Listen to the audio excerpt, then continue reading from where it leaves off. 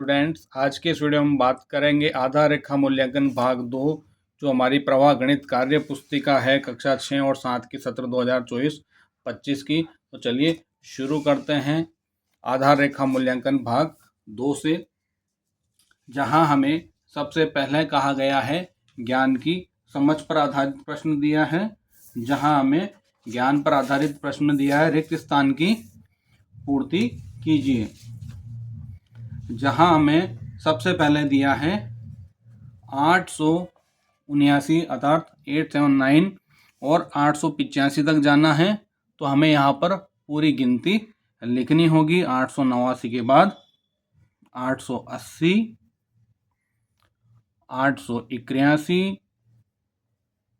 882, 883 और इस तरह से चलते हुए हमें पूरी गिनती पूरी करनी है। 884 और 885। इसके बाद हमें दिया गया 2403 से अंत में दिया है हमें 2410। तो यहाँ भी हमें समझना पड़ेगा। 403 के बाद हम पहले चेक करते हैं 404, 405, 406, 407, 408, 409। तो अब यहाँ पर हमें पूरा लिखना होगा। तो मैं जल्दी से लिख देता हूँ आपके लिए।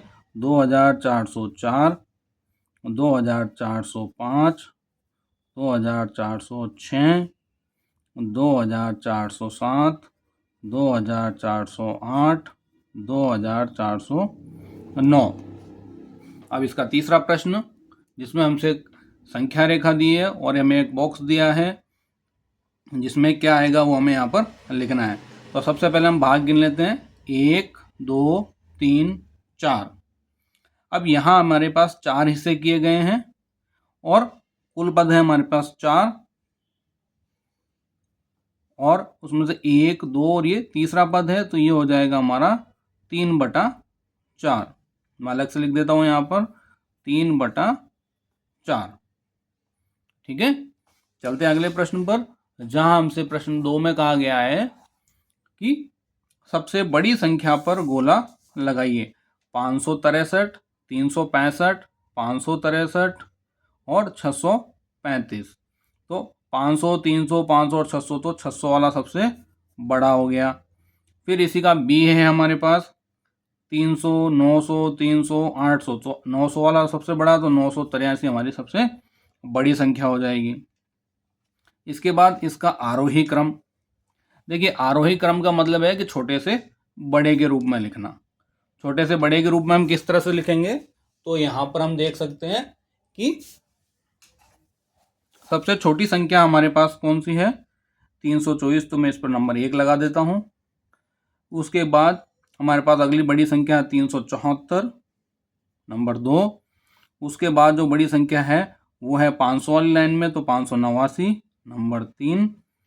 उसके बाद है हमारा 638, नंबर 4। नंबर 5 हमारा 800 वाला, और नंबर 6 900 वाला। तो अब इन्हें लिख देते हैं हम क्रम में। 324,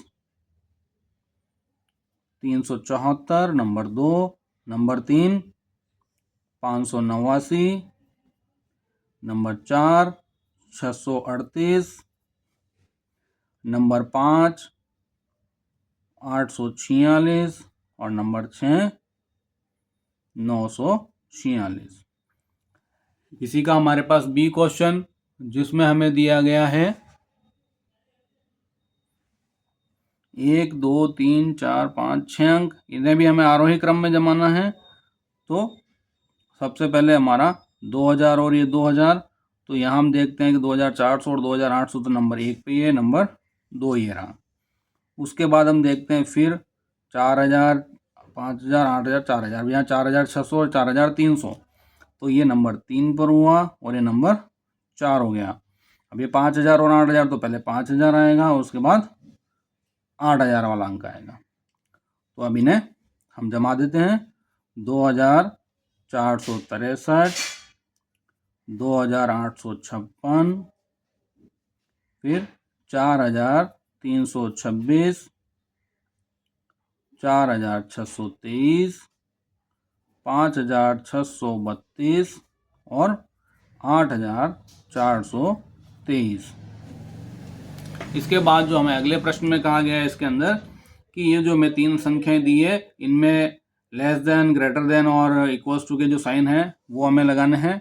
तो देखिए अंश, यहाँ पर अंश अलग अलग अगर हर समान है तो जिसका अंश बड़ा होगा वो संख्या बड़ी हो जाएगी। तो ये संख्या बड़ी है तो इसमें इस तरह से हम चिन्ह लगा देंगे कि ये 3/4 बड़ा है। अब यहाँ देखिए अंश में इधर वाला अंश बड़ा और ये हर बराबर है तो ये 3/5 बड़ा हो गया। अब यहाँ देखिए 3/4 और 6/8, यहाँ हर बराबर नहीं है लेकिन ये कट रहा है तो इसे काट देते हैं।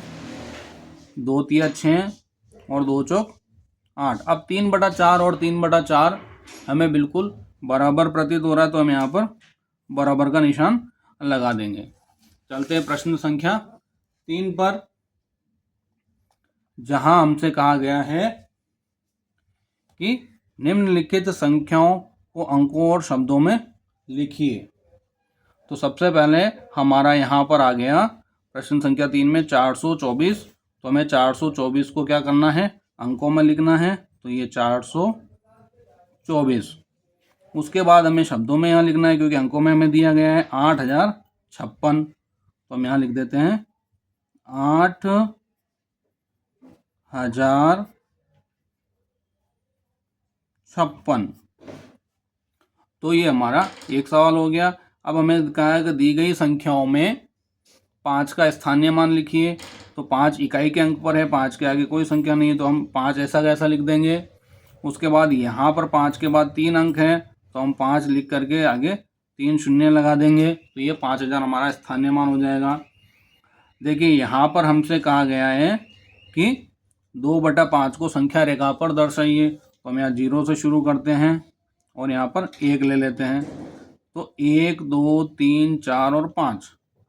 तो हमारा 5 खाने हैं और उसमें से हम पहला और ये दूसरा, तो दूसरे के ऊपर हम लिख देंगे कि ये हमें 5 में से दूसरा यानी कि 2/5 को दर्शाता है। चलते हैं हमारे प्रश्न संख्या 4 पर, जहां हमसे कहा गया है कि दी गई संख्या का विस्तारित रूप लिखिए 846। तो यहाँ हम लिखेंगे 800 + 40 + 6। अब ये है 2056। तो 2000 सैकड़ा पर कुछ भी नहीं है तो 0, दहाई पर 50 है और इकाई पर 6 है। तो 2056 को हम इस तरह से लिखेंगे।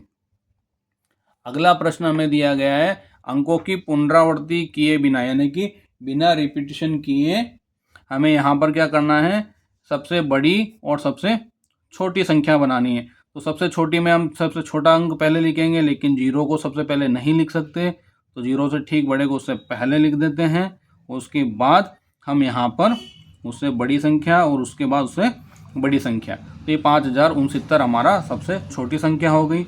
और जब सबसे बड़ी संख्या लिखनी है तो सबसे बड़े नंबर को पहले, फिर उससे छोटा नंबर, फिर उससे छोटा नंबर और फिर सबसे छोटा अंक हम यहाँ पर लिख देंगे।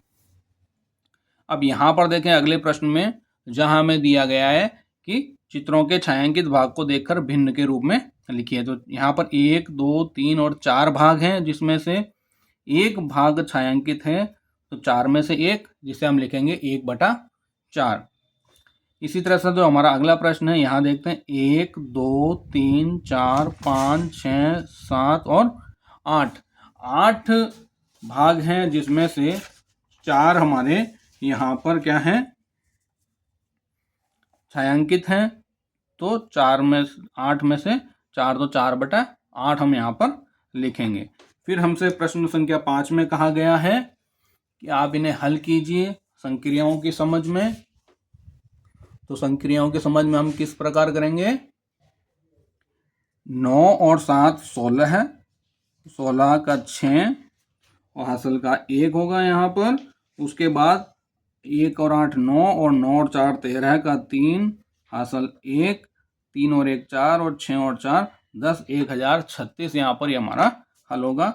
दूसरे प्रश्न में हमें घटाना है। 9 में से 3 गया 6, 6 में से 4 गया 2, 5 में से 2 गया तो 3 यहाँ पर शेष बचता है। इसके बाद हमें जो अगला प्रश्न दिया है यहाँ पर हमें गुणा करने के लिए दिया है। तो 9 चौक 36 हासिल 3, 9 दूना 18, 18 है और 3 21, 216 है। इस तरह से हमारा प्रश्न 5 भी संपूर्ण होता है। चलते हैं प्रश्न संख्या 6 पर। प्रश्न संख्या 6 हमसे कह रहा है रिक्त स्थानों की पूर्ति कीजिए। रिक्त स्थानों की पूर्ति करनी है तो हमसे कहा गया है यहाँ पर कि आप इन्हें जोड़ें। तो 889 और 247 को आपको जोड़ना है और इन्हें जोड़ने पर हमारे पास जो संख्या आती है वो आती है 1136। कैसे आया? 9 और 7 16 का 6 हासिल 1, 8 और 1 9, 9 और 4 13 का 3 हासिल 1, 8 और 1 9, 9 और 2 11 है। अब यहाँ पर बात आ गई कि 421 में क्या जोड़ा जाए कि 946 आ जाए। तो आपको क्या करना है, यहाँ पर 946 में से 421 को घटाना है। तो 6 में से 1 गया 5, 4 में से 2 गया 2 और 9 में से 4 गया 5। तो यहाँ पर आ जाएगा हमारा 525 जो हमारा सही जवाब होगा। इसके बाद यहाँ कहा गया है कि 567 में से कितना घटाया जाए कि 246 आ जाए। तो हम इस 567 में से ही 246 घटा देंगे। तो 7 में से 6 गया 1, 6 में से 4 गया 2, 5 में से 2 गया 3। तो यहाँ आ जाएगा हमारा 321। बढ़ते हैं हमारे अगले प्रश्न की तरफ। प्रश्न संख्या 7 पे। प्रश्न संख्या 7 हमारी कहती है कि हल कीजिए। यहाँ हमसे कहा गया है कि 3 अंकों की सबसे बड़ी और 4 अंकों की सबसे छोटी संख्या में अंतर बताइए। तो हम सबसे पहले 4 अंकों की सबसे छोटी संख्या 1 2 3 4, तो हमने 4 अंकों की जो है सबसे छोटी संख्या आ गई है और 3 अंकों की सबसे बड़ी संख्या, तो 3 बार हम 9 लिख देते हैं। अब 1000 में 999 हमें घटाना है। तो यहाँ ऐसा करने पर हमें 1 प्राप्त होता है। चलते हैं हमारे अगले प्रश्न पर। अगले प्रश्न में कहा गया है कि एक गांव में 887 पुरुष और 896 महिलाएं हैं। तो गांव में कुल कितने पुरुष और महिला हैं? तो आपको यहाँ पर क्या करना होगा, यहाँ पर आपको 867 और 896 को जोड़ना है। तो हम यहाँ करते हैं 887 प्लस 896 और इनको जोड़ते हैं। तो 7 और 6 13 के 3 हासिल 1, 9 8 और 1 9, 9 और 9 18 है, 18 के 8 हासिल 1, 8 8 16 और 1 17 है। तो यहाँ पर हमारा हो जाएगा 1783। इसके बाद हमसे कहा गया है कि 5 पेन 25 रुपए के आते हैं। तो बताइए 10 पेन कितने के आएंगे? तो हमें क्या करना पड़ेगा, पहले इसके हिसाब से एक पेन का मूल्य निकालना पड़ेगा। तो 25 रुपए में 5 पेन आते हैं। तो एक पेन का हो गया 5 एकम 5, 5 25। तो एक पेन 5 रुपए का आता है और हमें 10 पेन का मूल्य ज्ञात करना। तो इसे 10 से हम गुणा कर देंगे। तो 5 10 50। तो हमारे पास कुल कितने रुपए होंगे कि भैया 10 पेन के 50 रुपए लगेंगे। हल कीजिए। 48 में 6 का भाग देना, मतलब 6 का पहाड़ा कितनी बार बोले कि 48 आ जाए। तो यहाँ पर 6 8 48, तो यहाँ पर 8 आएगा। 3/4 की तुल्य भिन्न लिखिए।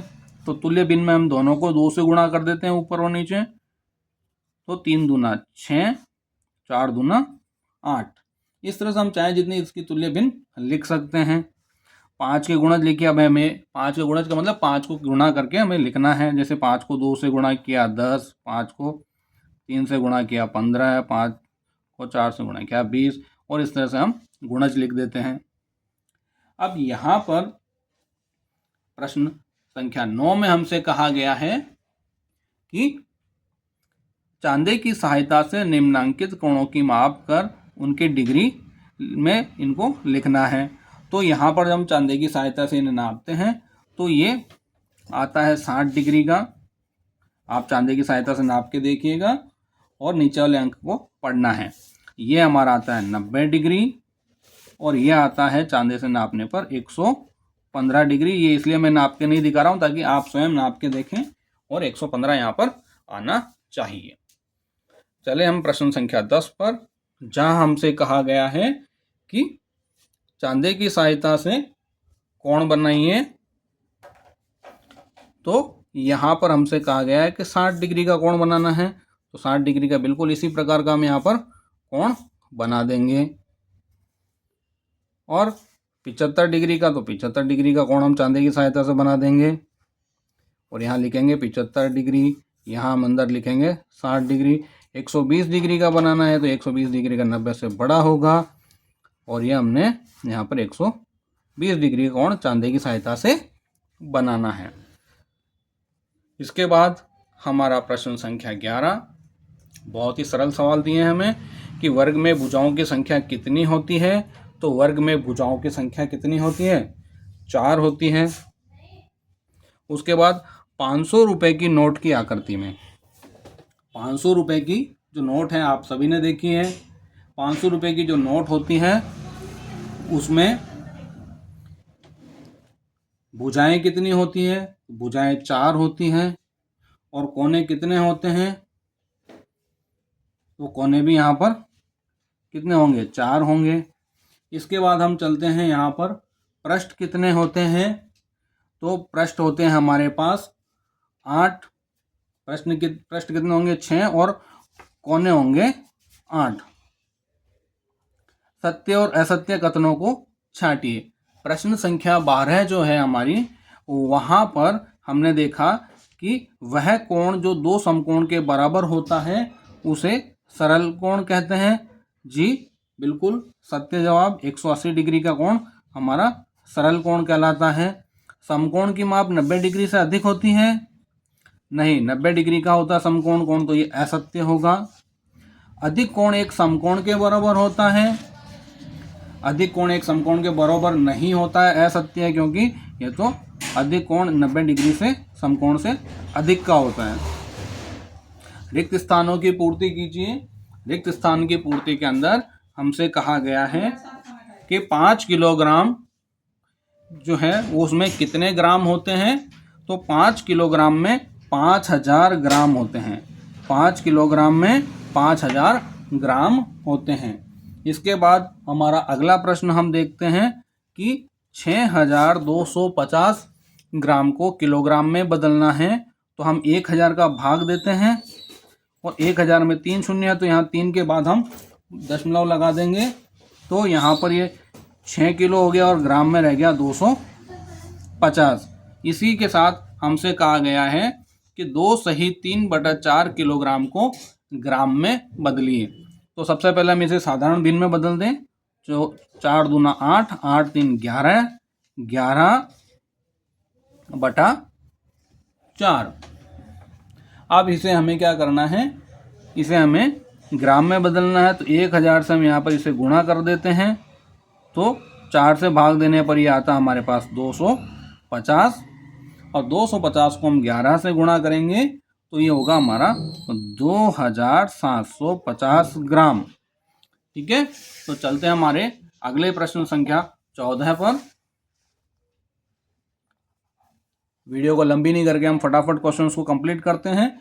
2 किलोमीटर के लिए हमसे कहा गया है कि 2 किलोमीटर में कितने मीटर होते हैं? तो 2 किलोमीटर के अंदर 2000 मीटर होते हैं, क्योंकि 1 किलोमीटर में 1000 होते हैं, तो 2 में 2000 मीटर। उसके बाद हमसे कहा गया है कि 1111 यानी 1111 मिलीलीटर में कितने तो सेंटीमीटर होते हैं और कितने मिलीमीटर होते हैं। तो इसमें यहाँ पर 11 सेंटीमीटर होंगे और 11 ही मिलीमीटर होंगे, तब हम कहेंगे 1111 मिलीमीटर। ठीक है, इस तरह से कहते हैं। अब हमारा 2.25 मीटर में कितना मिलीमीटर होता है? तो 2.25 मीटर, 2.25 का मतलब 2.25। तो ये हमारा 2.25 जो है मीटर है, इसको हम सबसे पहले सेंटीमीटर में बदलते हैं। तो सेंटीमीटर में बदलने के लिए 100 से गुणा किया, तो ये हमारा आया 225 सेंटीमीटर। और जब हमें इसे मिलीमीटर में चेंज करना है तो इसे हम 10 से गुणा करेंगे, तो 2250 अर्थात 2250 मिलीमीटर जो है यहाँ पर हो जाएगा 2.25 मीटर में। प्रश्न 15 हमसे कहा गया है कि 4 घंटे में कितने मिनट होते हैं। 1 घंटे में 60 मिनट होते हैं, तो 4 घंटे में 6 चौक 40, 240 यहाँ पर मिनट होंगे। अब 160 सेकंड को हमें यहाँ पर मिनट और सेकंड में बदलना है। तो जब हम यहाँ पर क्या करेंगे, भाग देंगे 160 में 60 का, तो 60 से 1 0 हमारा कट जाता है। अब 6 दूना 12 यानी कि 2 मिनट और बचता है हमारे पास शेषफल। तो ये हमारे पास यहाँ क्या हो जाता है, हमारा 2 मिनट और 40 सेकंड रह जाता है। ठीक है। अब यहाँ पर 2.25 घंटे में कितने मिनट होते हैं, 2.25 घंटे में कितने मिनट होते हैं। 2.25 घंटे का मतलब हो गया 1 घंटा और 45 मिनट। तो 1 घंटे के अंदर यहाँ हमारे पास 60 मिनट हो जाते हैं और 1.25 घंटे में 45, तो दोनों मिलाकर के हो जाता हमारा 105 मिनट। 105 मिनट होते हैं 2.25 घंटे में। प्रश्न संख्या 16 है, जिसमें हमसे कहा गया है नीचे दी गई आकृतियों का परिमाप ज्ञात कीजिए, मतलब चारों भुजाओं का योग हमें ज्ञात करना है। देखिए ये 3.5 3.5 दिया है, 3.5 और 3.5 दिए हैं। तो हम यहाँ वर्ग है, सभी भुजाएं बराबर है, तो 4 से गुणा कर दें, या हम सामान्य तरीके से इसे जोड़ सकते हैं। 3.5 और 3.5 7, 7 और 7 14 है, तो ये हमारा परिमाप हो जाएगा यहाँ पर 14 सेंटीमीटर। हमें अगला आकृति दिख रहा है आयत का है, 2.5 2.5 5 हो गया, और 4.5 और 4.5 यानी 4.5 और 4.5 यहाँ पर 9 हो गया। अगेन 9 और 5 यहाँ पर 14 हो गया, तो हम यहाँ लिख देंगे 14 सेंटीमीटर। अगला हमें दिख रहा है सभी भुजाएं 5-5 सेंटीमीटर की है, तो हम गिन लेते हैं 1 2 3 4 5 6 भुजाएं हैं, तो 6 गुणा 5 6 पंजो 30 सेंटीमीटर यहाँ पर हमारा परिमाप रहने वाला है। ठीक है। अब हमारा अंतिम जो है सेक्शन है आंकड़ों का प्रबंधन एवं पैटर्न की समझ। अब हमें यहाँ करना है 4 का टैली चिन्ह लिखना है। तो 4 का टैली मार्क क्या होगा, 1 2 3 4 खड़ी लाइन। 7 का टैली चिन्ह करना है, तो हम 1 2 3 4 5 का बंडल बनाया, 6 और ये 7। इसी के साथ हमें 13 का टैली चिन्ह बनाना है। तो 13 का टैली चिन्ह क्या होगा, 5 के हम 2 बंडल बना लेते हैं, 1 2 3 4, ये 5 का एक बंडल, 6 7 8 9 10 का है। अब 3 बचे हैं, तो हम 3 और ले लेते हैं, ये 3। तो ये हमारा 13 का टैली चिन्ह हो गया। अब अगला प्रश्न हमसे कहा गया है कि नीचे गए पैटर्न को आगे बढ़ाना है। तो पैटर्न में हमने देखा है कि एक लाइन जो ऊपर की तरफ है, उसके बाद इधर मोड़ा 90 डिग्री राइट हैंड साइड में और 2 हो गया। फिर देखिए इधर मोड़ा 90 डिग्री 3 हो गया। फिर वापस घड़ी की दिशा में हमें 90 डिग्री इसमें घुमाए जा रहे हैं, और 1 2 1 2 3 1 2 3 4 एक एक तीली बढ़ती जा रही है। तो अब यहाँ क्या होगा, ये पुनः ऊपर की तरफ मुड़ जाएगा और एक बढ़ जाएगा, 1 2 3 4 5, और तीर का निशान लगाना नहीं भूलना है। ठीक है। फिर वापस इधर बढ़ेगा और 6 हो जाएगा, 1 2 3 4 5 और 6। पेंसिल बिल्कुल पतली रखिएगा ताकि इसमें आप आसानी से बना पाएँ। मेरी पेंसिल लिखते लिखते मोटी हो गई है। अब यहाँ देखें, इसे हमें श्रृंखला को पहचानना है और इसमें आगे के अंकों को लिखना है।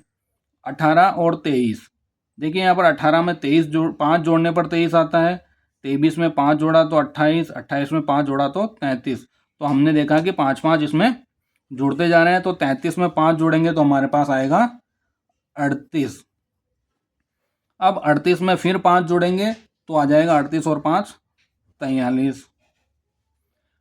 ठीक इसी तरह से हमारा अगला प्रश्न, जिसमें हमसे फिर एक श्रृंखला दी है, 8 16 24 32, है ना। तो अब ये तो मालूम पड़ गया कि 8 8 जुड़ रहा है, यानी 8 का पहाड़ा चल रहा है। तो 8 दूना 16, 8 3 24, 8 चौक 32, 8 पंजो 40 और 8 संग 48। इस तरह से भी हम इस सवाल को कर सकते हैं। अब जो है सबसे मज़ेदार प्रश्न है, जहाँ पर पैटर्न पहचान करके और हमें यहाँ पर इसको पूरा करना है। तो हमें सबसे पहले देखना है कि पैटर्न में क्या दिया है। सबसे पहले नीचे से हम शुरू करेंगे, जहाँ हमें दिया है 2 4 6 8, 2 4 6 और 8 इसमें हमें दिया है। तो 4 2 और 4 को जोड़ा 6 आया, 6 और 8 को जोड़ने पर 14 आया, तो 4 और 6 को जोड़कर हमारा यहाँ आएगा 10। इसी तरह से 6 और 10 16 है, 10 और 14 24 आएगा। अब 16 और 24 को हम यहाँ जोड़ेंगे तो इनका योग हो जाएगा 40। ठीक, इसी तरह से हमारा अगला प्रश्न, जिसमें 5 और 3 8 हुआ, तो यहां में देखना होगा कि 9 में क्या जोड़ा जाए कि 16 हो जाए। तो 9 में 7 जोड़ने पर 16 आता है, तो यहां हम 7 लिखेंगे। अब इन दोनों को जोड़कर इसके ऊपरी कक्ष में लिखेंगे, तो 3 और 7 10 आएगा। और इसी क्रम में हम जोड़ें तो 8 और 10 18 है, और 10 और 16 26 होगा। अब 18 और 26 का योग करने पर यह हमें प्राप्त होगा 44 44। ठीक है, तो बहुत ही आसानी से ये प्रश्न है। चलते हैं हमारे अगले प्रश्न पर, इसमें हमें एक और पैटर्न दिया गया है, लेकिन ये थोड़ा सा अलग है। देखिए 3 2 3 4 5, फिर ऊपर दिया है 12 है। 12 कैसे आएगा? जब इस 3 और 4 को हम गुणा करेंगे, तो 3 चौक 12, तो इसी तरह से 2 तिया 6 आएगा, और चारों पंजों यहाँ पर आने वाला है 20। ठीक है, अब इन्हें भी हम गुणा करेंगे। 6 गुणा 12, 12 संग 72 हमारा यहाँ होगा, और 12 गुणा 20, 12 दूना 24, ये होगा हमारा 240। अब हमें 72 और 240 को यहाँ पर गुणा करना है, तो 240 और 72 को गुणा करने पर ये हमारा होगा 17,000। देखो यहाँ पर 17,280 आएगा। कितना आएगा? 17,280। आपका नहीं आए तो आप साइड में लिख सकते हैं ऊपर यहाँ पर, और इसको गुणा करना होगा आपको 72 और 240 को, तब कितना आएगा? मैं फिर लिख देता हूँ अगर सही नहीं दिख रहा हो तो। 17,280 आप रफ में गुणा करें और फिर यहाँ पर लिखें। अब चलते हैं हमारे अंतिम प्रश्न पर, प्रश्न संख्या 20 पर, जिसमें हमसे कहा गया है कि दूध का व्यवसाय करने वाले कुछ परिवारों में पालतू पशुओं की संख्या निम्न प्रकार है: 2, 5, 4, 3, 2, 6, 5, 3, 3, 4, 2, 6, 5, 4 एवं 2।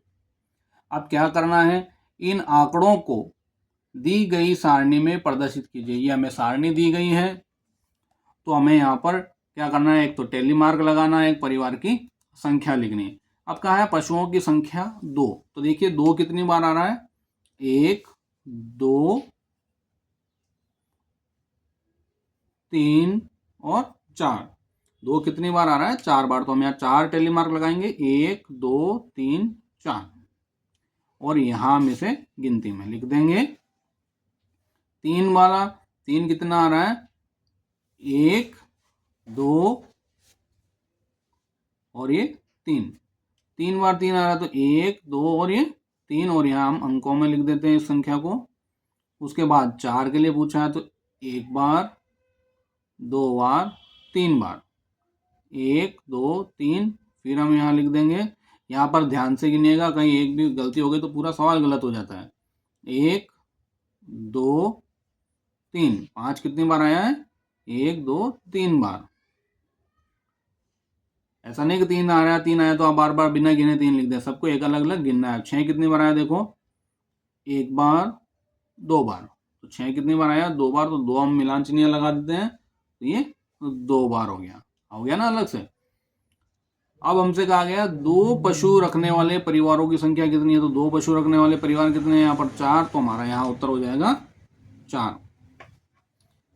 अगला प्रश्न जो अंतिम प्रश्न है इसका, 5 से कम पशु रखने वाले परिवारों की संख्या कितनी है? 5 से कम कितने हो सकते हैं? 2 3 4, तो इनकी संख्या कितनी है? तो 2 परिवार वाले 4 हैं, 3 वाले 3 हैं, 4 वाले कितने हैं? ये भी 3 है। 5 वाला तो लेना ही नहीं क्योंकि 5 से कम रखना है, तो 4 और 3 7, 7 और 3 10। तो यहाँ पर जवाब हो जाएगा 10 परिवार ऐसे हैं जिनके पास पशुओं की संख्या 5 से कम है। मिलते हैं नेक्स्ट वीडियो में। Thanks for watching.